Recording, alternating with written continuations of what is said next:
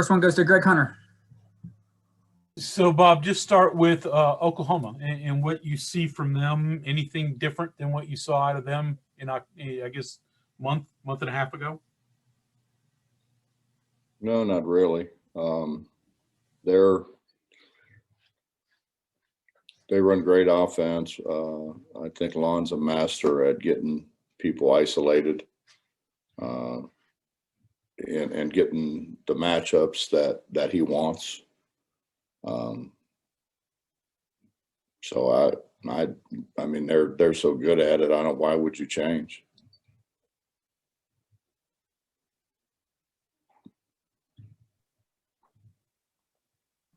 Next is Jared Siri. Hey, Bob, I just wanted to check in on Taz Sherman. Do you have an update on his status? And if he plays tomorrow, what do you hope to get out of him? I don't have any idea.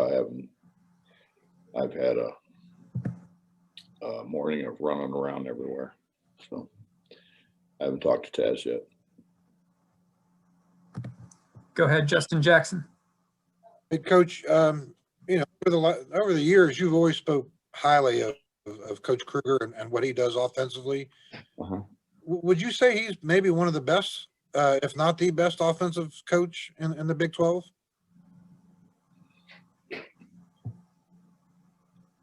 Justin, he's really, really good.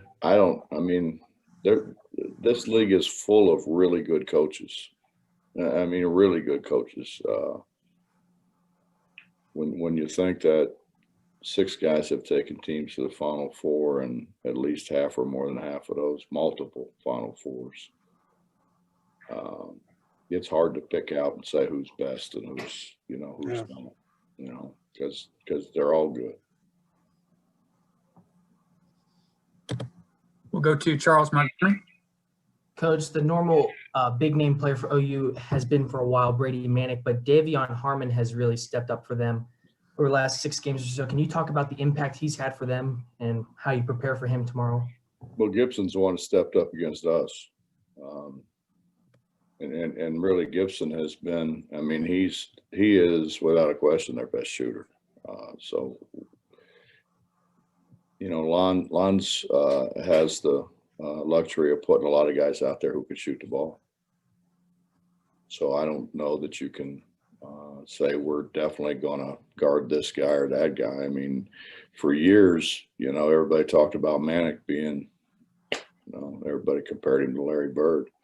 They've got guys. They've got guys who can make shots. We've got to do a great job of guarding our guy. Don't worry about the rest of them. Let's just guard the guy that we're supposed to guard. Hey, Coach, got a question submitted to us by Bob Herzl. Jordan, a moment ago, just said that yesterday's practice was a tough one for the guys. How do you decide when to turn up the heat there, and how different of a practice is it when you decide to do so? Well, I would beg to differ with Jordan. We were in the film room for an hour and a half. So I don't know. I don't find that all that taxing, sitting on your ass in a film room. So that was an hour and a half. So, and then we came out and they were predictably very lackluster after sitting there for an hour and a half. So he must have been talking about how hard it was on me to watch them yesterday, not vice versa.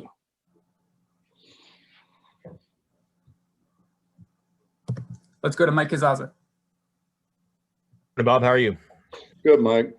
I have a question for you, just strategy, philosophy. Just curious, when a guy gets 2 fouls for you in the first half, is it automatic that he's out for the rest of the half? Is it situational? That I don't know. It seems like there's debate on that because people can't agree on anything, I guess. But where do you stand on 2 fouls and what to do there? I think it's situational.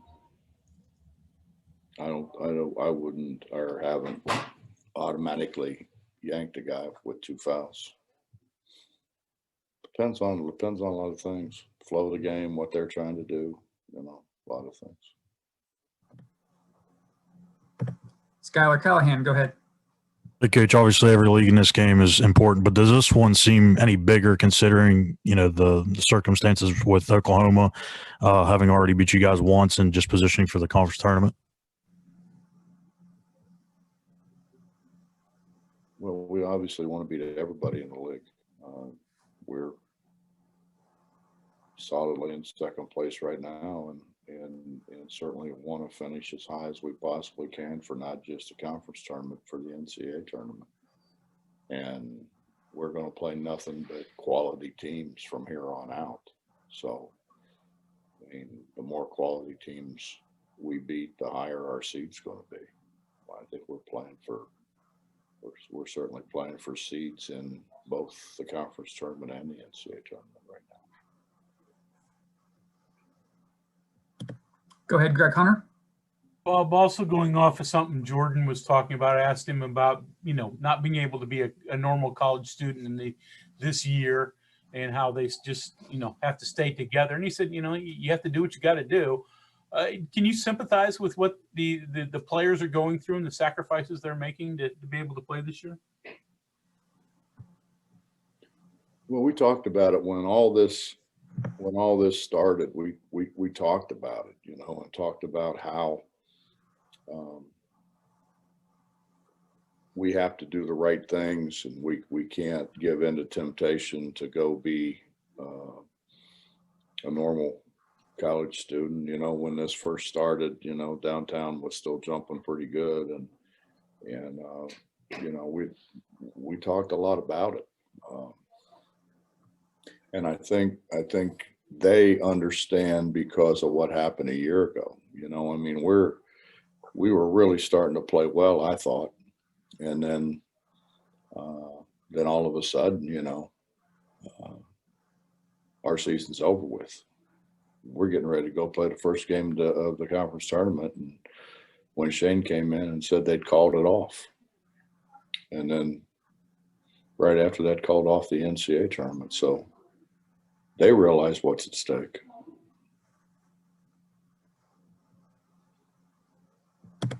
Sam Caniglio, and then we'll go back to Justin.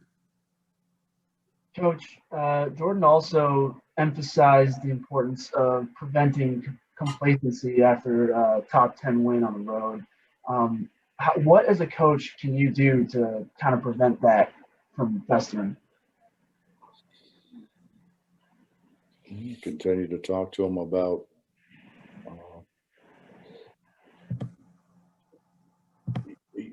this could be taken away from us at any time, and we found that out a year ago.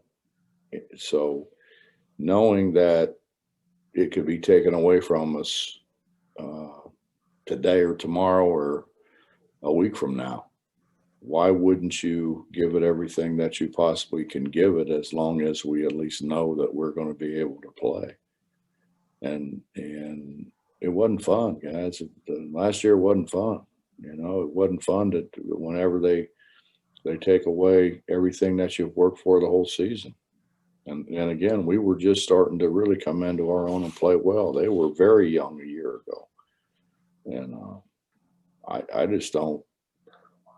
I don't know why you wouldn't give it everything you have.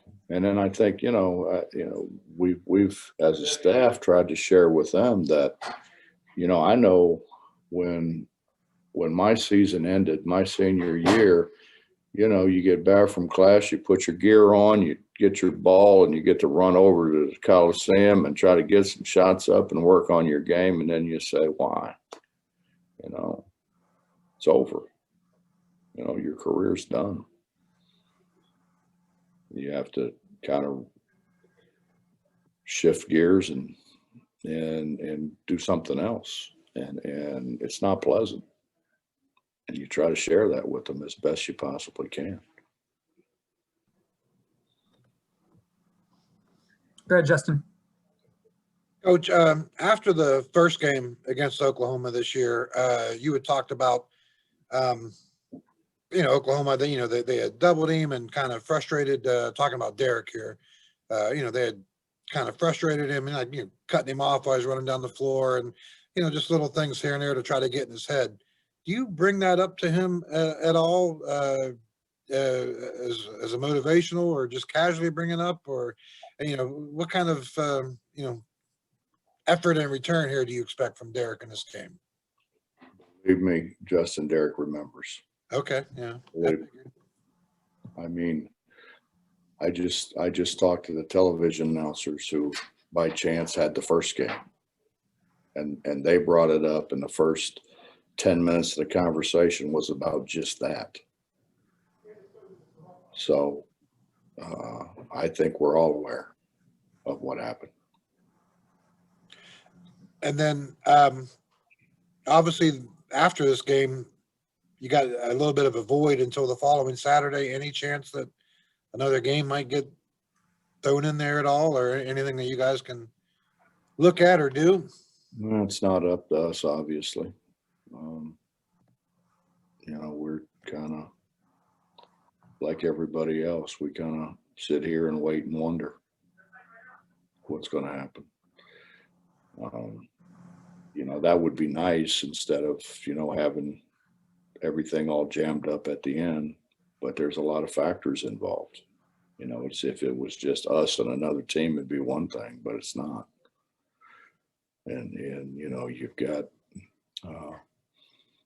you've got a lot of people have played, like, we've played some people twice. So obviously we can't play them again. Other people have played people twice. I mean, it's just, there's a lot of factors that you don't really think about as much until they happen to you. And then you think a heck of a lot more about them, but we don't have any control, no control whatsoever. It's a frustrating thing to not have control. Sorry, Coach. Go ahead, John Antonic. Along those lines, I just read where Baylor's not confident they're going to finish their conference schedule. You don't even have a choice over who you got to play left. I mean, you're going to have whatever postponed games. Maybe it's Baylor, maybe it's TCU, maybe it's Oklahoma State. Is that frustrating? I think you learn to live with it, John. I mean, think about it. We were set to play non-conference games, and they canceled. And then Josh is on the phone, till all hours of the night trying to find somebody else to substitute into play. This isn't the start of this. This has been going on since the beginning of the season. It's just we had more control, quite frankly, of it in the beginning of the season than what we do in a conference season. Yeah. I mean, you could have a conference champion that doesn't play all of the teams. Well, that's for the conference to decide. Yeah. I think the conference is going to have to make a decision on that. It certainly won't be the basketball coaches. I mean, it could be the presidents or the ADs or just the conference commissioner, but it definitely won't be us.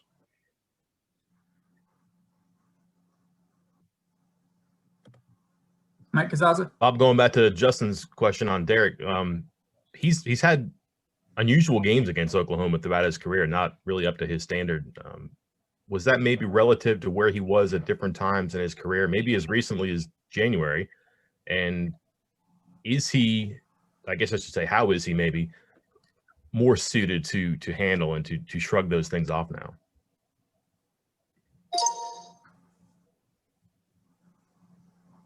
Quite frankly, it's hard to shrug some of that stuff off.